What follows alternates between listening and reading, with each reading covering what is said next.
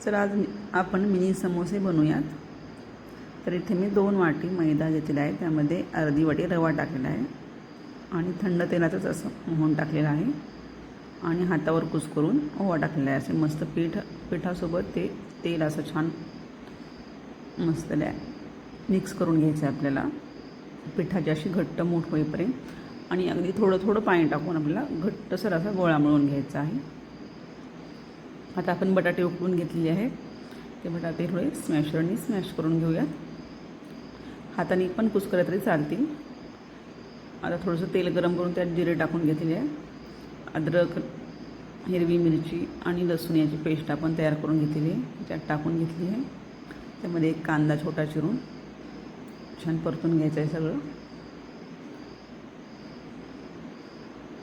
कांदा ते आपला परतून झाला की आपण त्यामध्ये बटाट्याचं मिश्रण टाकणार आहोत। अशा प्रकारे सर्व बटाटे टाकून घ्यायचं आहे आपल्याला। त्यामध्ये चवीप्रमाणे तिखट, मीठ, धने पावडर, जिरे पावडर हे सर्व टाकून घ्यायचं आहे आपल्याला। गरम मसाला हे सर्व टाकून छान आपण व्यवस्थित मिक्स करून घेणार आहोत। हे आपलं समोसाचं सारण तयार आहे। आता आपल्याकडं पीठ पण भिजून झालेलं आहे। आता मी त्यातली छोटीशी बोटी काढून एक थोडी पोळी लाटून घेऊयात आपण।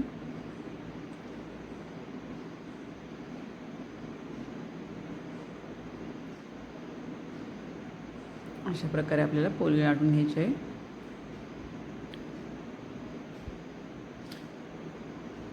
पोळीच्या अशा काठांना आपण थोडंसं पाणी लावून घ्यायचं आहे, त्यामुळे चिकटून राहील छान असं।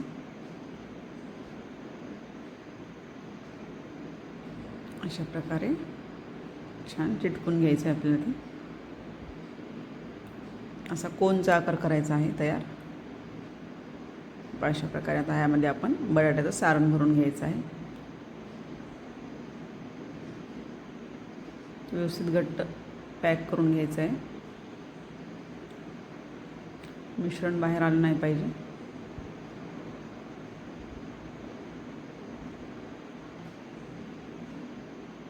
अशा प्रकारे आपण सर्व समोसे तयार करून घेऊयात। पाहू शकता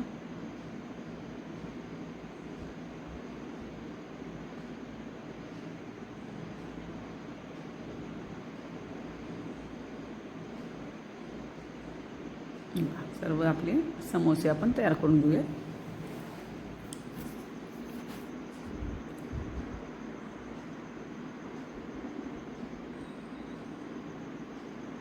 ते सर्व समोसे आपण तयार करून घेतलेले आहेत।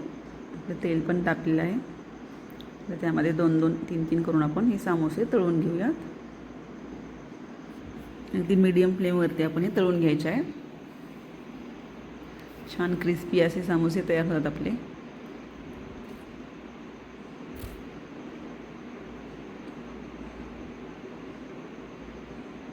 आपले समोसा मस्त असा लालसर तळून जायला आहे।